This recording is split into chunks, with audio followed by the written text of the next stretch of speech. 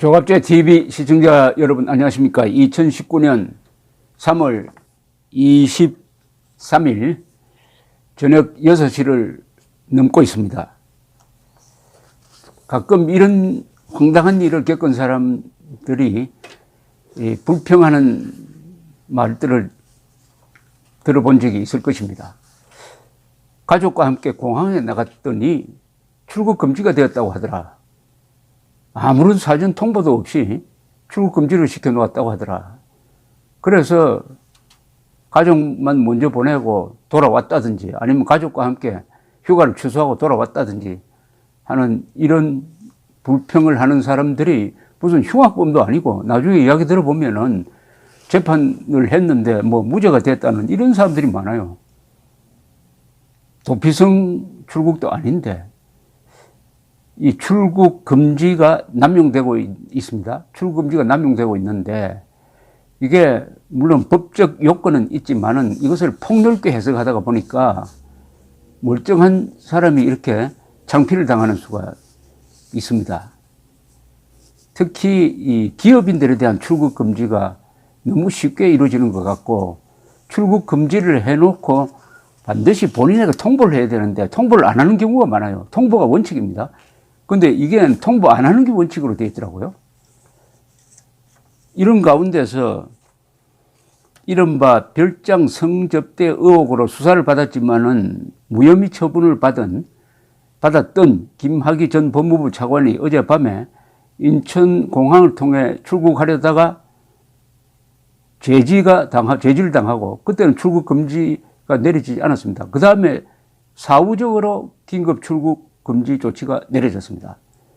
그러니까 일단 제지를 하고 비행기를 못하게 하고 그 다음에 수속을 통해서 출국 금지 조치를 내렸다고 하니까 이게 과연 적법한 건지 한번 따져볼 필요가 있습니다. 사후적 조치예요.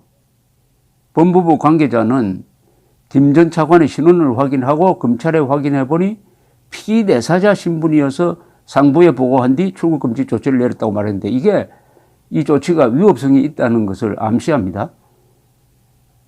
아니 검찰이 피내사자라는 것은 수사 대상자라는 뜻인데 그러면 검찰이 출국 금지를 내렸어야죠. 그리고 본인한테 통보를 했어야죠. 그래야 이 사람이 공항에 안 나갔을 것 아닙니까?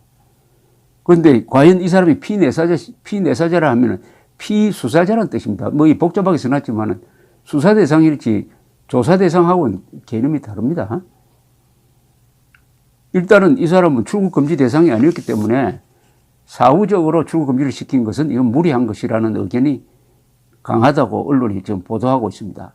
김 전 차관은 현재 법무부 검찰과거사위원회 활동에 따른 대검 과거사 진상조사단의 조사 대상에 올라 있습니다. 각 지금 부처마다 과거사 조사를 한다는데 노무현 때도 과거사 조사, 문재인 때도 과거사 조사, 과거와 싸움을 열심히 하고 있습니다. 과거와 싸우면은 미래를 잃게 되죠. 이 조사는 검찰이 과거 처리한 사건 중 적법하게 이루어지지 않았다는 의혹을 받는 사건을 재조사하는 게 목적이라고 하는데 이게 무리를 하면은 과거사 조사가 또 과거사 조사를 당하게 될 것입니다. 그런데 이 과거사 진상조사단은 수사 권한이 없습니다. 소환 대상자가 출석을 거부하더라도 별다른 방법이 없어요. 이 김학의 씨도 지난 15일 진상조사단으로부터 소환 조사를 하겠다고 했지만 거절을 했답니다. 그래도 어떻게 할 수가 없죠. 지금 현재로는 이 사람이 수사 대상이 아니라는데 문제의 핵심이 있습니다.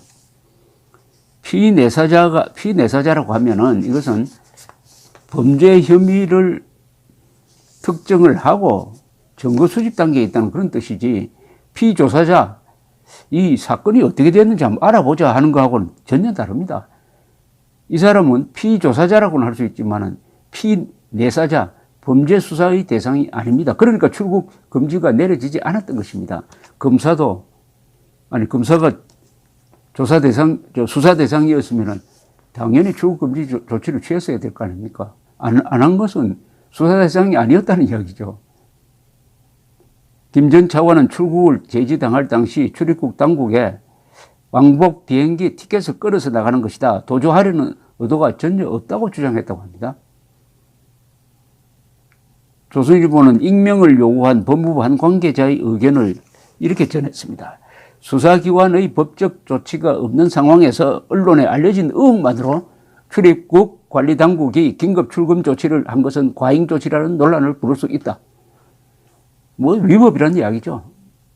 언론 보도가 가지고만 출국 금지를 합니까? 출국 금지라는 것은 일종의 이 인신을 구속하는 겁니다. 사람의 자유로운 활동을 구속하는 겁니다. 굉장히 신중해야 합니다. 부장검사 출신 한 변호사는 긴급 출국 금지 조치 대상을 어떻게 해석하느냐에 따라 달라질 수 있는데 이번 경우는 지나치게 넓게 해석했다고 볼 수 있다. 넓게 해석했다는 것은 월권을 했다는 것의 점잖은 표현이겠죠.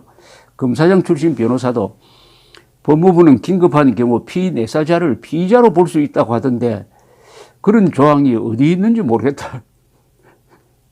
저도 아무리 찾아봐도 그런 조항이 없어요. 나중에 제가 소개해드리겠습니다. 출입국 관리당국이 좀 오버한 것 같다라고 말했답니다. 이에 대해 법무부 관계자는 정식으로 입건된 피의자는 아니지만 피의자 아니라고 했어요. 사실상 진상조사단의 조사 자체가 내사 단계로 진행되어 온 것으로 볼 수 있기 때문에 피의자로고도 볼 수 있다고 했다고 조선일보는 전했다. 이 말은 도무지 무슨 말인지 모르겠습니다. 피의자가 아니면 아니지. 진상조사하고 있다고 해서 피의자로 볼 수 있다. 참 황당한 이야기네요. 검찰의 현관부는 딱 법적 신분으로만 보면 애매모호한 부분이 있지만 광범위하게 보면 범죄 혐의점이 있는 사람이기 때문에 긴급한 상황에서 가능한 조치였다고 보인다. 만약 나가버렸으면 모두들 출입국 관리 체계에 구멍 뚫렸다고 비난하지 않았겠느냐고 했다. 언론을 신경 썼다는 겁니다. 언론을 신경 썼다는 이야기고 아니면은 뭐 정권 세력을 신경 썼다는 뜻으로도 해석이 되는데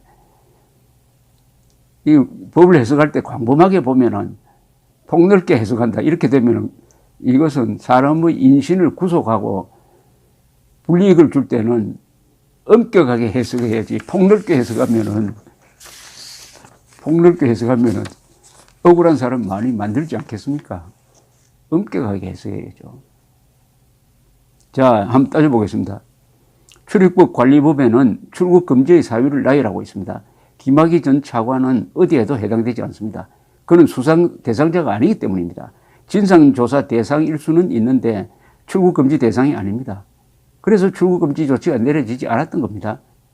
피내사자 신분이라면 형사처벌을 전제로 한 조사를 받는 사람이란 뜻인데 지금 진상 파악 수준의 조사 대상자로 분류되어 있어요. 그리고 출국 금지가 내려졌으면 당연히 본인한테 통보를 했어야 될 거 아닙니까? 출국 금지도 없었고 통보도 없었던 거죠.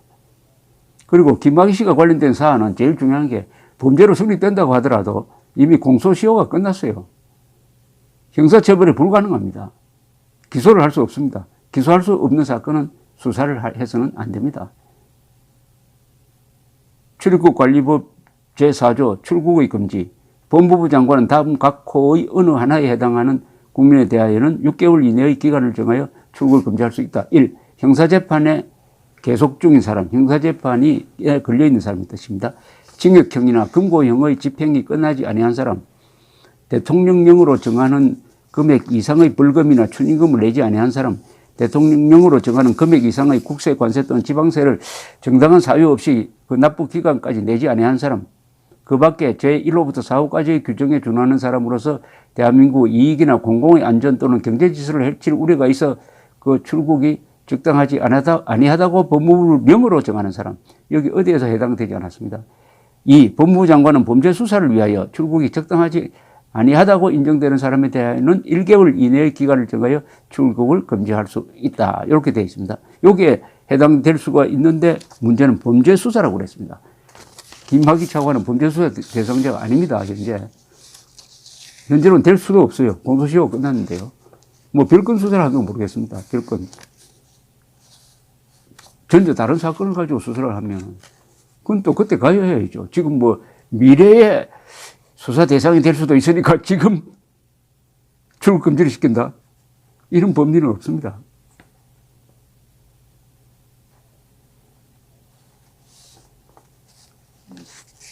그러니까 이 김 전 차관은 건설업자 윤중청 씨로부터 강원도 원주시의 별장에서 수차례 성대접을 받고 여성을 성폭행했다는 의혹에 대해 과거 2번 경찰과 검찰의 수사를 받았지만 모두 무혐의 처분을 받은 사람입니다. 문재인 정부 출범 이후에 이제 과거사 조사를 진행 중일 뿐입니다. 지난 18일 문 대통령은 유죄의 예단을 드러내면서 이 사건에 대한 철저한 조사를 지시를 했습니다. 문제는 지난 18일 문재인 대통령의 수사 지시입니다. 그런데 공소시효가 끝난 장자연 사건과 김학의 전 차관 사건을 수사 지시를 했어요. 공소시효가 끝난 사건입니다. 그런데 왜 수사를 지시를 하죠? 수사할 수 없는 건데. 그리고 특정한 사건에 대해서 대통령이 수사를 지시하는 것은 이것도 위법이라고 봐야 됩니다. 법무부 장관도 특별한 개별적 사건에 대한 수사 지휘는 반드시 검찰총장에게만 합니다. 바로 검사한테 못합니다. 그 법 취지로 봐서는 대통령은 개별적 사안에 대한 수사 지시를 해서는 안 된다고 봐야 됩니다.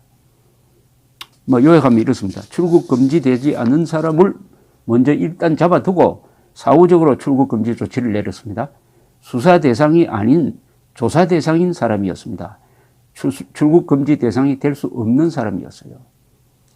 문제가 된 사건은 범죄가 성립되더라도 공소시효가 끝났습니다. 따라서 수사 대상이 원천적으로 될 수 없는 사람입니다.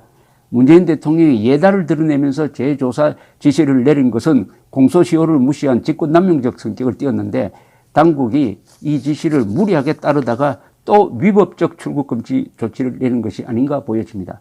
작년 7월 27일 문재인 대통령이 수사에 막 착수한 기무사의 세월호 유족 정보 수집 사건을